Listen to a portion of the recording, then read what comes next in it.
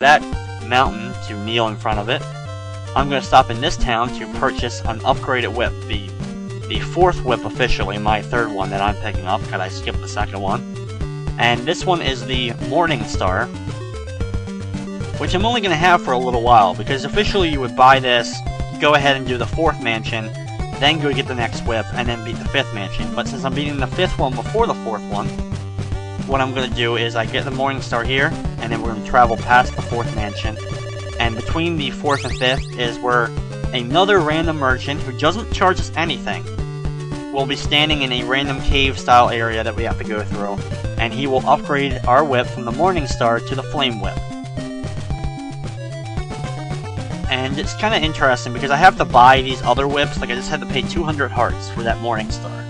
But I won't have to pay any hearts, not even 1 heart, for the best whip in the entire game. As I will now head off into, we'll actually pass the fourth mansion. I'm just going to go past it when I get to it, and we'll go to the fifth one. Have to do a little bit of platforming here, which can be a little bit challenging if you gotta be careful with it. You always want to be jumping when the platforms are going upwards. As I just selected the red crystal, I'm going to go ahead and kneel in front of this wall for a few seconds, and there it is, the magical tornado.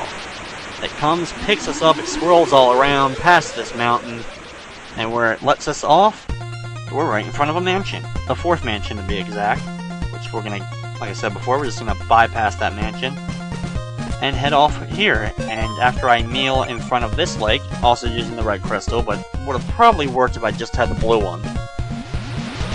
But of course you can't test that theory out. Down here, and this is actually where the merchant's located. It's going to give us the best whip, so not very long in between. Go ahead and select my holy water to break this wall down, and there he is. There's the merchant. I don't know why he's hanging out in this cave, but he gives our Morningstar the power to burn away evil. Okay, he gives us the Flame Whip. And now with the best whip in the game, most enemies now die in a single hit. There is some that, even when it's nighttime, they do take 2 hits, but most of them, I think all enemies during the day now only take 1 hit to take care of. So I just broke down another wall. And as you can see, it looks actually pretty cool. It doesn't make any sense whatsoever that you can have a Flame Whip. I mean, when you think about it, it doesn't quite make sense. I mean, it would run out, or it would burn your hand. But for some reason it never goes out, it never runs out of, whatever. It doesn't like burn the whip itself. You don't get burned by it, but it keeps going and going, kind of like Energizer batteries. And it's kind of funny right there, I didn't even really notice it until I was just looking at it. I'm killing flame guys who are on fire with fire. It doesn't really make any sense to me, but it's just kind of humorous to think about. There we go, like I said, a few enemies still take 2 hits to take care of. And now here comes a series of swamps, and I'm going to have to use my laurels. I used them earlier to get through one swamp, but I have to use them here in order to get through this whole large area of swamp. And I actually just keep using them over and over again. Now that I'm out of them, I hopefully can make it. Yeah, I'll make it in plenty of time before running out of health. And here we go with the 5th mansion of the game. Inside this mansion is, this is Laruba's mansion. I think that's how you say it. This is level 5, and it contains Dracula's ring.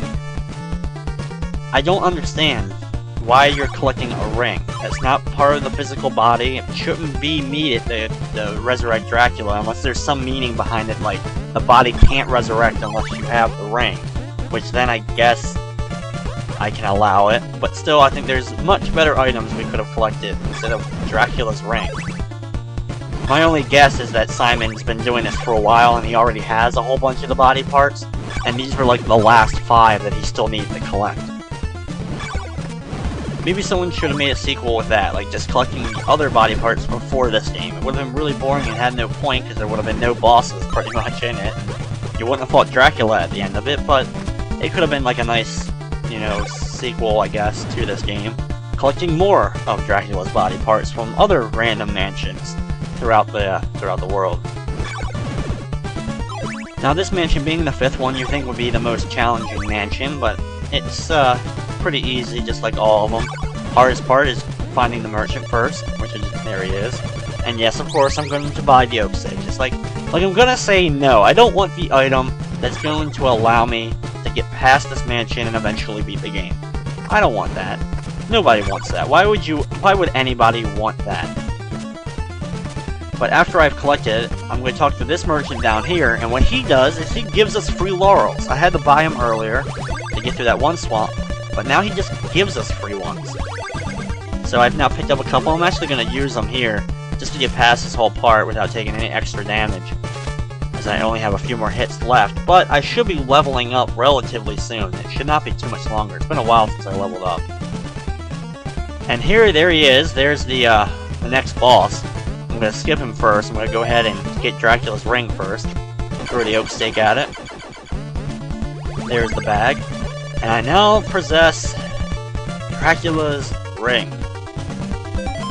I don't really understand it, but I'm now going to select the gold dagger, walk in this room, and start throwing the daggers at him. Wait till it's just about to go out, and then throw another one at him. Keep repeating this process, and after only a few daggers, he'll be taken care of. After he dies, he gives us the cross, which I won't be really using in the run. It works just like all the other crosses in the Castlevania series. You throw it, kind of like a boomerang, and then it comes back at you. So I've now defeated both actual other like the mini bosses of the game. So the only boss left now is Dracula himself. But we still have one more mansion that we're going to have to go through before we can head to the run-down, beaten-down Castlevania Castle, where we will use the body parts to resurrect Dracula. As I now slowly work my way back through this mansion, so that I can exit and do some more backtracking, and head to where we saw the 4th mansion earlier. And then to get to the final mansion of the game, the final broken down Castlevania, we will actually be going past the 4th mansion to the right of it. So there, even though we kind of went through a mountain to get to it, there's no mountain to the right of it. It's actually the correct path to go in order to get to the final actual area of the game. Because I can't call it a mansion or a dungeon, the final place, because there's no enemies there. Sure, you have to go downstairs, and you have to jump over a few, random walls, but there's no enemies whatsoever. It really doesn't make much sense as like a final area in the game. As I just made it over that area, and I'm gonna, like I said before, I should be leveling up, probably if not before the 4th mansion, right at the beginning of it, because I'm gonna need the health, I think. Then again, not really. The enemies aren't really tough in this game. That's one thing good about it. The overall difficulty in this game, compared especially to the first Castlevania, this game's much easier to deal with and manage. There's a few hard jumps to make, like those platforms I just did. And if you don't know how they take out the mini bosses easily or the final boss easily, I guess they could be a pain. But once you know that the Sacred Flame, or for that second one I just did, the gold dagger that destroys them after only a few seconds, once you know that, the game becomes pretty easy. And it comes down to just memorizing where to go, what towns you have to get certain items from, where the merchants are located in each of the mansion, and not messing up when you have the oak stake, not accidentally missing the orb at the end of the mansion, because that would be the worst. That is the worst. If you've ever done it before, you probably got very frustrated by it. Now here is the 4th mansion, the 5th one I'm doing, but this is the 4th mansion. This is the Bodley mansion, which contains another weird selection item. It's actually probably the weirdest of them all. Inside this one is Dracula's Nail. One nail, singular nail, is located in this dungeon. I'm like, of all body parts, you pick Dracula's Nail to be the final item, the final thing I get to pick up, or one of the finals, if you get this one after, before the ring still. I mean, and it's a blue nail. That's what's even weirder about it. It's not like, just like a, whatever, a normal, like a whitish, even like a dark brown one, because it could be dirty. It's not even any particular color that makes sense. It's a blue nail. Like, I guess apparently Dracula paints his nails. I guess that kind of says all weird things about Dracula himself. Maybe there's something to it. Maybe, I guess vampires, maybe they have blue nails. That may be something of vampire lore I'm not positive about. So I apologize if that's the case, but still, it kind of weirds me that it's a blue nail and that we're picking that up as like an essential item to pick up. Now, as you saw, I did level up during that little rant I was going on about the nail, so now I have full health. And this is probably one of the weirder mansions because you have to make that jump through that one hole I just did that's like you can't tell it's there. And that's where the merchant's located with the oak stake. This is probably the hardest mansion to find him, because unless you came up here and you saw him standing up there, you're like, even then you're like, I can't get up there, that's inside of the wall. And then you find that one area that you can jump through in order to get to that merchant.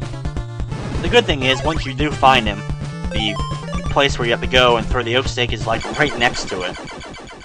Through the oak stake, now I possess Dracula's Nail. The mighty blue Dracula Nail.